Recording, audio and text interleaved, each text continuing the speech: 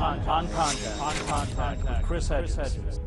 Welcome to On Contact. Today we'll sit down with the great radical intellectual, Tariq Ali. There are growing discontents all over the world. Uprisings, occupations, attempts, governmental attempts by social democratic style governments to do something, which come to naught because the system has such a grip on all the global institutions. On Contact, neoliberalism is patriotism. Truth is not. Socialism, class war, corporate coup d'etat, utopian ideology of neoliberalism, revolt unmasked. On Contact with Chris Hedges.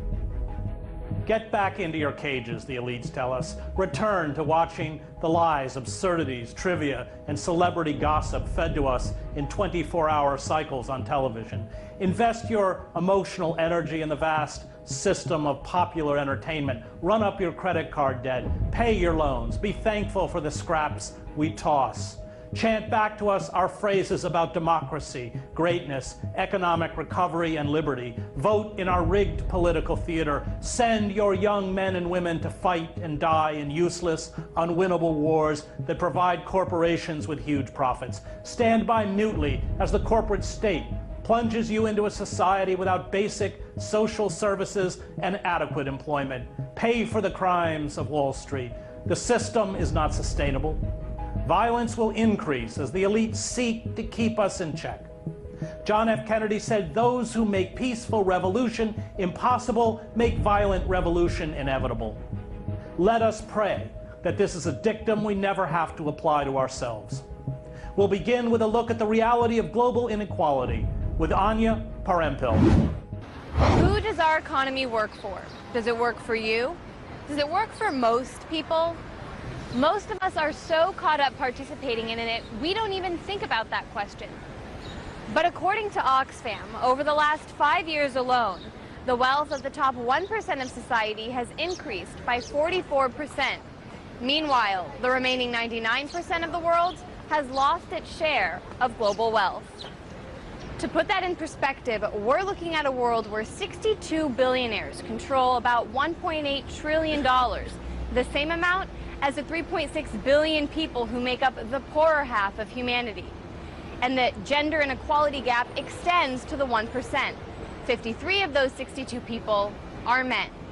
So what exactly does it take? What do you have to accumulate to join the 1%? Some serious cash. About $760,000 in cash and assets, to be exact, according to the BBC. Additionally, it's extremely difficult to truly measure the top tier of wealth because so much of their fortune is hidden. Oxfam estimates that around $7.6 trillion is stored in offshore accounts. But the real issue with inequality is that things haven't always been this bad.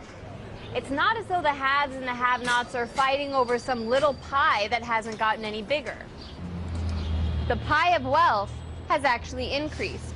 And while salaries of CEOs have skyrocketed over the past decades as a result, wages for the average worker have stagnated, and the wealth isn't trickling down. For a lot of people, with all the distractions life provides us, it feels nice just to have a little bit of pie. But in a global economy designed for the 1%, most people are left craving a livable wage. Tariq Ali is one of the most trenchant critics of global capitalism. His books, novels, screenplays, and plays, and his journalism in the Black Dwarf newspaper and the New Left Review have proven to be prophetic. Ali is an Oxford-educated intellectual and longtime gadfly who once stood as the Trotskyist candidate for Parliament in Britain. He joins me now to talk about the global revolt against corporate capitalism and its implications from Athens to Washington.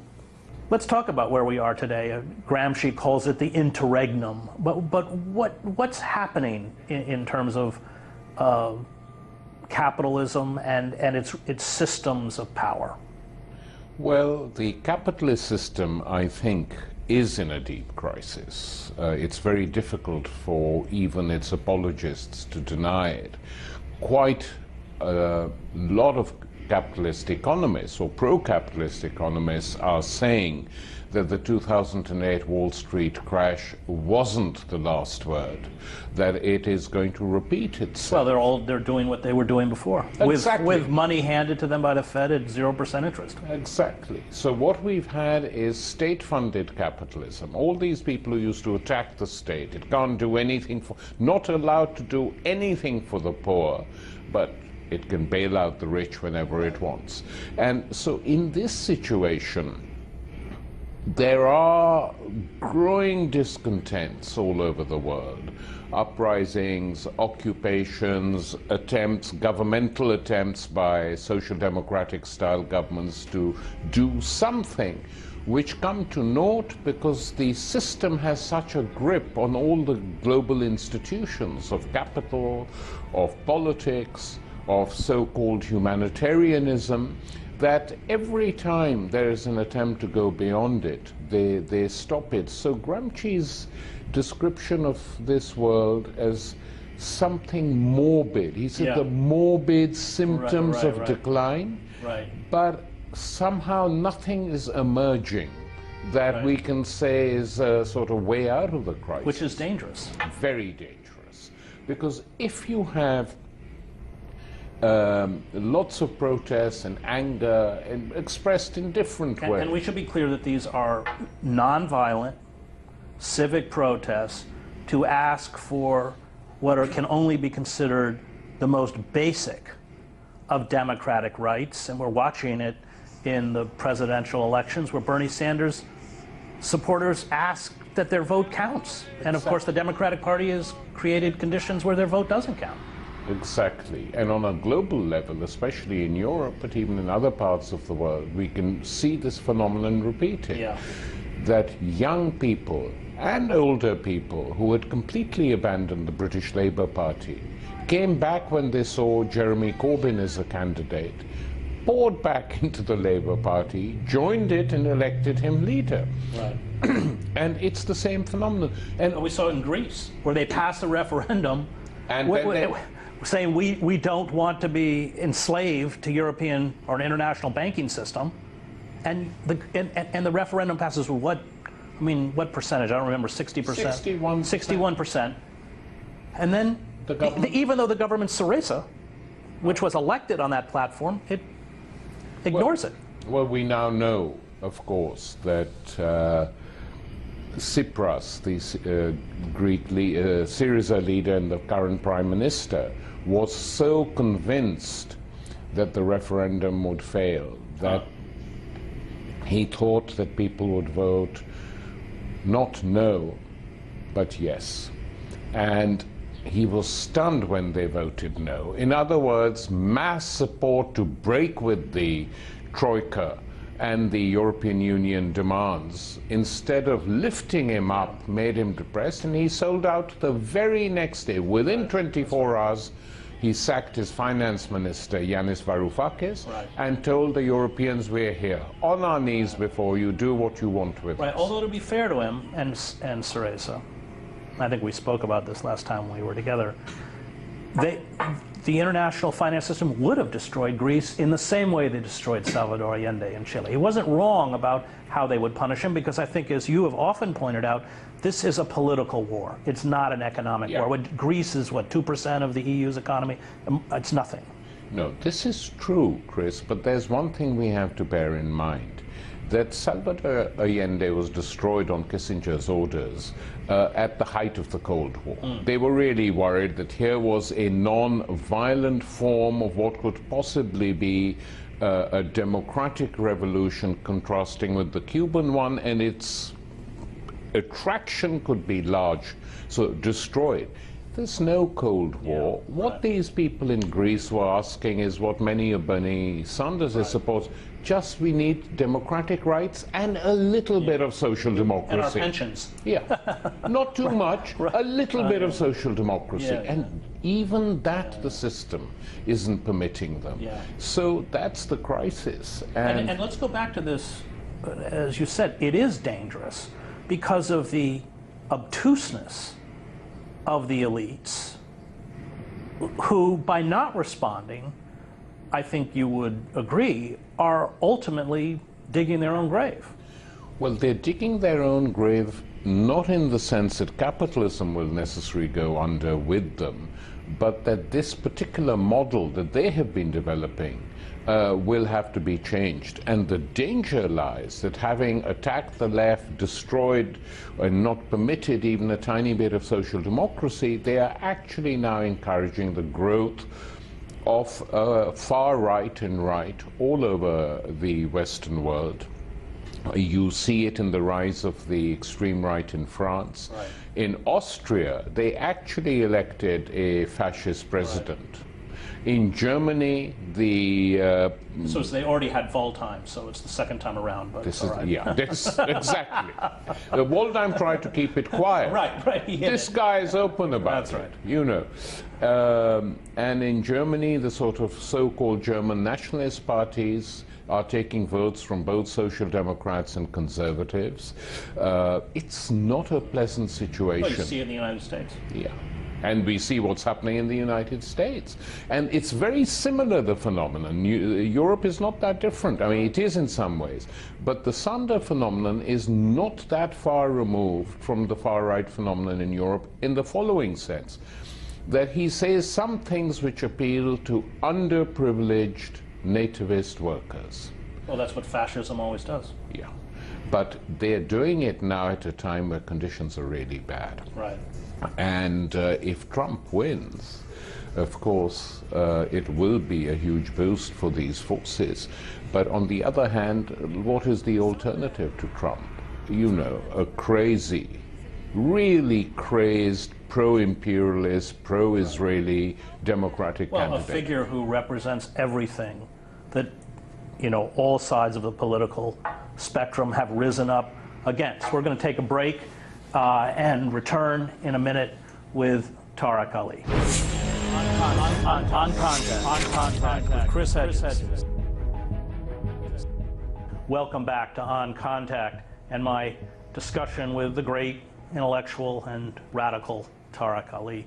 So let's look a little bit at Greece, because Greece is a kind of perfect case study of the myopic thinking on the part of international elites, where they are squeezing everything they can out of this country, knowing full well that that it's ultimately not sustainable. And we're going to open with a clip from the former Greek finance minister who resigned from the government in protest over its capitulation to the EU banking system.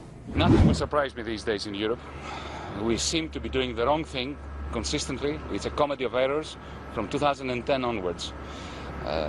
It's my considered opinion that the responsible thing to do for our party would be to hand over the keys of government to those who believe in this program, in this fiscal consolidation reform program and a new loan, because we don't believe in it, and we should not be trying to implement a program whose logic we contest. The comedy of errors. I mean, a lot of people in Greece are suffering, and a lot more are going to suffer. And they will carry on suffering, because what people, especially in North America, but also in the rest of the world, don't realize that already, even before this last capitulation by Tsipras, the figures coming out of Greece were horrific. Malnutrition in Greece, people dying, lack of food, people using barter to survive,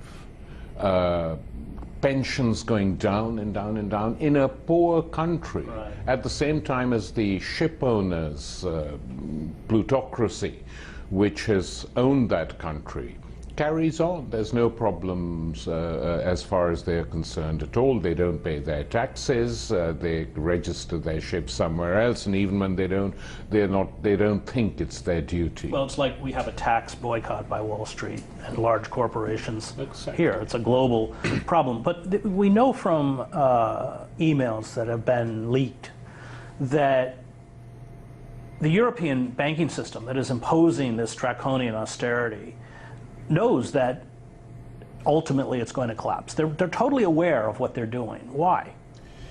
I think basically what they want to do, though they don't say it in public, they realize that the way in which they launched the Eurozone and the euro currency was deeply flawed. Because this is the first time ever in the history of the world that a currency has been launched by a state which isn't even a state, which isn't even federal, which includes countries where conditions are very different from what they are in Germany or France, and they've been waiting for an opportunity to revise it, which is why, at one stage in the negotiations, Wolfgang Schäuble, the German finance minister, made an offer to Greece. Go quietly and we'll give you a few billions to sort it out. I said to Varoufakis at a private thing, I said, you know, that offer was made. Did you discuss it seriously? Because this is not a question of principle, but of trying to do something to lift the standards of the people. And he said it wasn't, you know, the leadership refused to take it seriously, but it was meant seriously. God knows what the Germans would have demanded in return. But effectively, it's right to say it's the banking system, but it's the German banks who are very dominant in this whole business. They know it's going to end badly. Some of them are waiting for it to end badly so that they can restructure the whole zone and possibly the EU. Let's talk about this as a political issue and a global issue. I believe you've said that the reason that the banking system in essence has to destroy Greece is to send a message to countries like Portugal, Spain, Ireland, whose economy is a mess, which really goes like this, along with the rest of the global international markets, don't try this. I think it was that. Like here, your analogy with Salvador Allende in Chile absolutely fits. This was a message to other countries where there was no armed struggle, no guerrilla warfare. Don't try coming to power like this and nationalizing industries and wrapping us on the knuckles. This is how we'll deal with you. That is what was done to Greece by the European Union, and you know, one has to be honest here, Chris, it's had its effect. It's pushed people back. The Spanish radical group Podemos stepped backwards, and so it's had its effect, and which is why the struggle in Europe has to be internationalist, but also has to target the EU. You know, using the EU and looking at it, this is the gold standard. It means absolutely nothing. And the left, I think, is generally very confused on this issue. Well, you know, we won't get into the EU, but in essence, what these countries like Greece did is give up control over their own currency, which is deadly for any... Completely. And it's wrecked Greece. And it's even more, the Italians are in a state about this currency and the way in which it functions, because it's wrecked their economy too. So it is in their capitalist interests as rational capitalist countries to quit the Eurozone, but they won't do it because they're scared of the unknown. Right. Isn't, though, in essence, international finance, in a way, by, you know, imposing these draconian conditions on countries like Greece, just putting more fingers in the dike? I mean, it's not, isn't it ultimately, I mean, on some level, they have to know the collapse is coming. They do know the collapse is coming, and they're trying to make sure that it doesn't affect them. So the German banks are not prepared to allow the politicians to take any risk by bailing out Greece or bailing out other countries in trouble. It was one thing bailing themselves out, the banks, and the hedge fund system via the banks, but anything else they say is unacceptable because it will bring the collapse closer, and our interest is to defend the banking system. It's short-sighted, and they live for today, as we know. Capitalism, capitalists, by and large, don't think of the long term. Even Keynes said in the long term, orderly profits. Yeah, that's it. And but I mean, at a certain point, you know, because I think they are aware of how fragile the system is, aren't they just looting and stealing as much as and as fast as they can on the way down? Isn't that really kind of what it boils down to? Well, it does. And that's what they just did in Argentina. Yeah. Argentina is an absolutely disgraceful story. Well, the hedge fund managers put up their candidate, and as soon as he gets into office, he sells out the entire country to pay back almost, what is it, I don't know if it's a penny on a dollar, but I mean, these hedge funds made a killing off the Argentines. They've made a killing. They're hoping on making a similar killing now in Brazil and Venezuela. Yeah. They don't give up. Well, we just saw, let's call it what it is, a kind of, you know, congressionally sanctioned coup d'etat in Brazil, you know? Yeah. It's a constitutional coup to try and get rid of a president and, more importantly, a political party that has stayed in power for a long time despite all the predictions of the so-called pundits. That's what we're seeing. It's a big counteroffensive by capital, backed, of course, by Washington. And it's not over, but it's going to leave a very unpleasant taste. So let's talk about this convergence.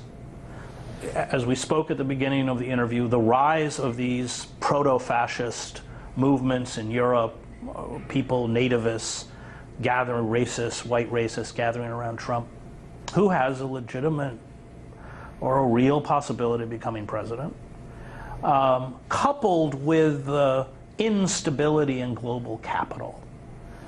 How do they come together? At what point do they come together, and what are the consequences? The principal reason for them coming together is that the elites who have run the United States and Western Europe have proved incapable of offering even the smallest palliatives to their populations. They have allowed the poor to rot, regardless of skin color. And grow in terms of numbers. And grow. And so what we have is a protest against this center elite, which I call the extreme center, because whether it's social democratic or conservative, they unite to crush. And against that, the left has been weak, and the right has come out now very strong. And in country after country in Europe, you see them growing, with the exception of Spain, which is quite interesting.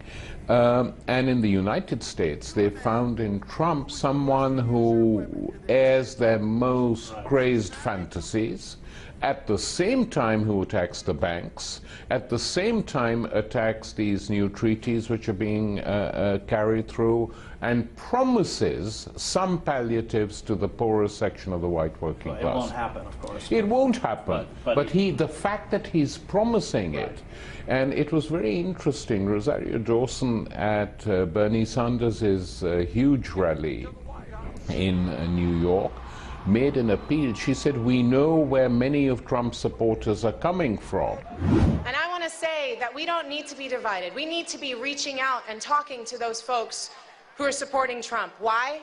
Because they're supporting him for a reason. They're standing up behind him because he's against the establishment as well. And they're literally standing behind the guy who they know is going to go into the Oval Office and go, you're fired. I can understand that. But I'm supporting the guy who's looking at all of us and saying, you're hired. And we want you to know we're thinking about you. We know who you are. Right. We can serve your interests better than he can. So she understood it. Let me just close. Yeah. If we get a financial crisis, given the political configurations in Europe and the United States, does this see an explosion of the radical right? I think so. Right. I don't think there's anything on the left at the moment. Right. Of course, these things are volatile. Things can happen. The left has been consciously destroyed in the name of anti-communism, whether you had anything to do with communism or not. Yeah. The labor unions are broken. All of the mechanisms by which working people had the ability to express their voice or have their voice heard has been dismantled. And that is a recipe for fascism. It's a recipe for something very unpleasant, whether it takes the exact form of fascism. Well, it won't take the exact form. No, but it's a recipe that comes from the radical right. And given the big vacuum and the absence of a left on this scale, you know, one has to shut up. Well, we'll end there, but let's remember that Weimar was a political vacuum. Thank you, Tariq. That was author Tariq Ali. The corporations that own the media have worked overtime to sell a bewildered public the fiction that we are enjoying a recovery. Employment figures are fictitious.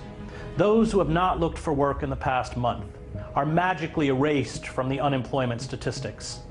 The underemployed, even if they work as little an hour a week, are counted as employed. Those locked in our jails and prisons are removed from unemployment rolls. Real unemployment is at least 10%, probably higher.